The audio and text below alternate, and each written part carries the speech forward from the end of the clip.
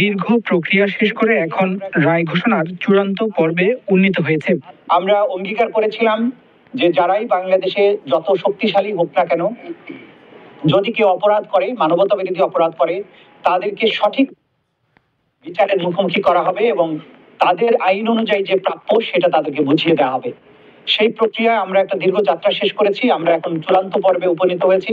মাননীয় আদালত এই মামলাটির রায় ঘোষণার জন্য আগামী 17ই নভেম্বর সোমবার দিন নির্ধারিত করেছেন। আশা করছি ইনশাআল্লাহ 17ই নভেম্বর আদালত তার সুবিবেচনা, তার প্রজ্ঞা প্রয়োগ করবেন এবং এই জাতির যে বিচারের জন্য আকাঙ্ক্ষা এবং একটি সঠিক রায়ের মাধ্যমে বাংলাদেশে সংগঠিত মানবতা বিরোধী অপরাধের একটা ইতি ঘটাবেন এবং ভবিষ্যতের জন্য এই রায়টি ইনশাআল্লাহ দৃষ্টান্ত হয়ে থাকবে তেমন একটি রায় আমরা প্রত্যাশা করছি। বিচার প্রক্রিয়া স্বচ্ছ হয়েছে দাবি করে চিফ প্রসিকিউটর বলেন, বিচারকে প্রশ্নবিদ্ধ করতে চেষ্টা করতে পারে অনেকে, কিন্তু বিচার প্রক্রিয়া যে স্বচ্ছ ছিল তা সবাই দেখেছে। আসামি পক্ষের আইনজীবীও জানান, কিছু সীমাবদ্ধতা থাকলেও বিচার প্রক্রিয়া নিয়ে তার কোনো অভিযোগ নেই।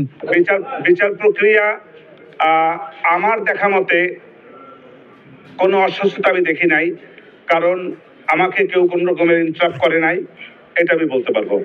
আর এছাড়া কোনো অস্বচ্ছতা আছে কিনা তা আমার জানা নাই। সীমাবদ্ধতাটা ওইটাই যে আসামি উপস্থিত থাকলে যে সমস্ত সুযোগ সুবিধা পাওয়া যায়, যে সমস্ত ডকুমেন্টারি এভিডেন্সেস হয়তো আমাকে ওনারা দিতে পারতেন, সেই সবগুলি দিয়ে আমি ফাইট করতে পারতাম, সেগুলো তো পারছি না। ওনার তথ্য দিয়ে সাহায্য করতে পারতেছেন। রাষ্ট্রপক্ষ এক জায়গায় ধরেন কোনো একটা ঘটনায় তারা যেভাবে বর্ণনা করেছে, এই বর্ণনার বাইরে হয়তো কোনো বর্ণনা থাকতে পারে, পিছনেও কোনো বর্ণনা থাকতে পারে, সেসব বলতে আমি পাইনি। এই মামলার আরেক আসামি সাবেক আইজিপি চৌধুরী আব্দুল্লাল মামুন নিজেকে বাঁচাতে এপ্রুভার বা রাজসাক্ষী ঘোষণা করেছেন বলে দাবি করেন আসামি পক্ষের আইনজীবী।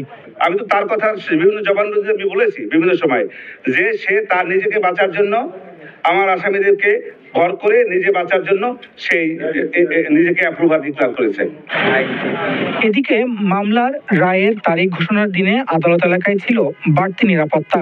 এদিন বাংলাদেশে কার্যক্রম নিষিদ্ধ আওয়ামী লীগের লকডাউন কর্মসূচি থাকায় এবং রাজধানীর কয়েকটি জায়গায় ককটেল বিস্ফোরণ ও গাড়িতে অগ্নিসংযোগের ঘটনায় বাড়তি সতর্ক অবস্থানে রয়েছে আইনশৃঙ্খলা বাহিনী।